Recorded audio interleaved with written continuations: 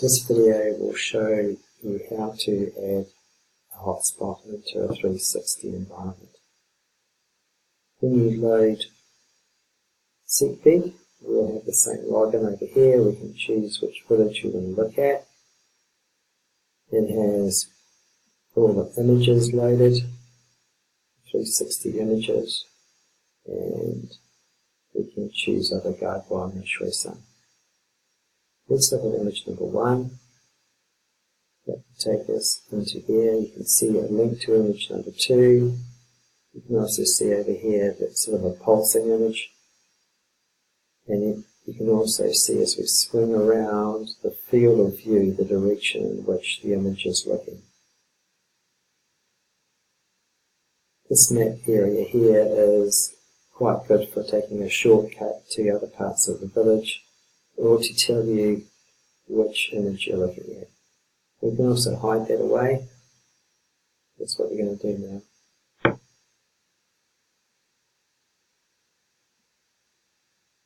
It's going to go up to the sky. I'll show you in a moment why. And go to Properties. Any image that you want to load or another action that you want to load is done on the sidebar here. In this case, you can click on Properties and that comes in like this. Even if you're loading an image for a hotspot, you don't need to click on Image. That's your 360 image. The file manager is anything you want to load into the 360 image. So JPEG, PNG, GIFs, or MP3 files. So those are pictures or sound files. You can also record your own sound file here. Let's put a couple of images into our Snap, our 360 image. I'll just choose a couple from our Downloads folder.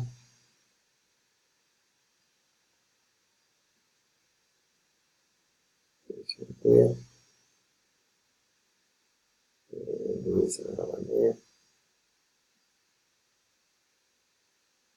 Oops, not that one. This one here. Not the MP4. That goes across. And here they are. You can rename them.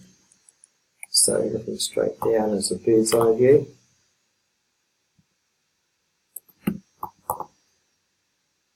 Looking down at an angle is what's called an oblique view.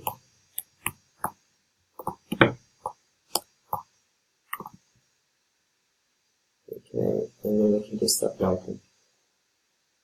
You can see when they're uploaded. And this information over here. So uploaded, close that. Because they're taken up in the sky, it might be easier just to shoot up into the sky, and from that we can load a hotspot. Unlock the padlock, add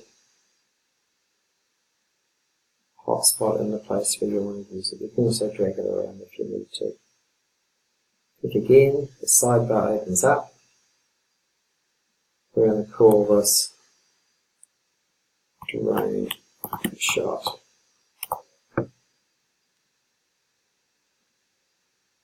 And among the different functions we can add to that particular hotspot, we can choose image down here. Audio is likely to be the other one. If you wanted to link that to an interview, you could potentially put an interview linked to a Google Doc or PDF, I think, in here. And that. Now, it's got a different icon in here, which is an image icon. You can add an image,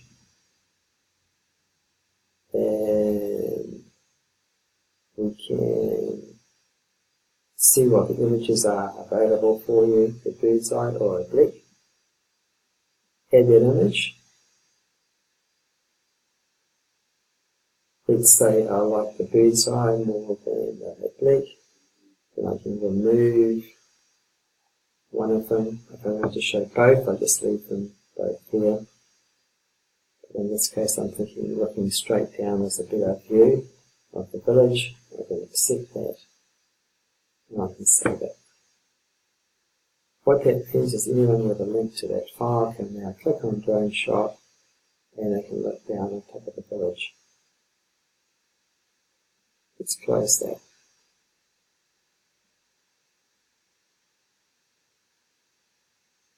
Back down on ground level, maybe we want to add another image. Perhaps when we were here, there was an old lady here. And in order to do that, we need to add the image to the file manager.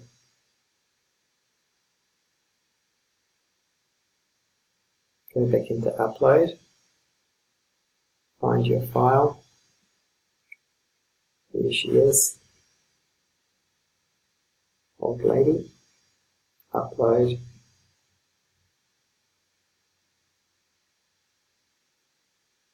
And you can see that's saved over there. Then close our properties. Put a hotspot for the old lady in. We go to edit, plus,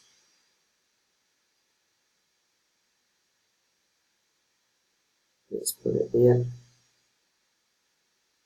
Open up a hotspot. We're going to turn it into an image file. Add an image. And you have the old lady. But you also have the bird's eye view that's been preserved from the previous hotspot. So we want to take that away. Accept and save. I didn't rename that hotspot, but we can look at it, and there's the picture of the old lady sitting down. If we go to the sky, we can see the drone shot. I think that's all we need to know about adding images to hotspots.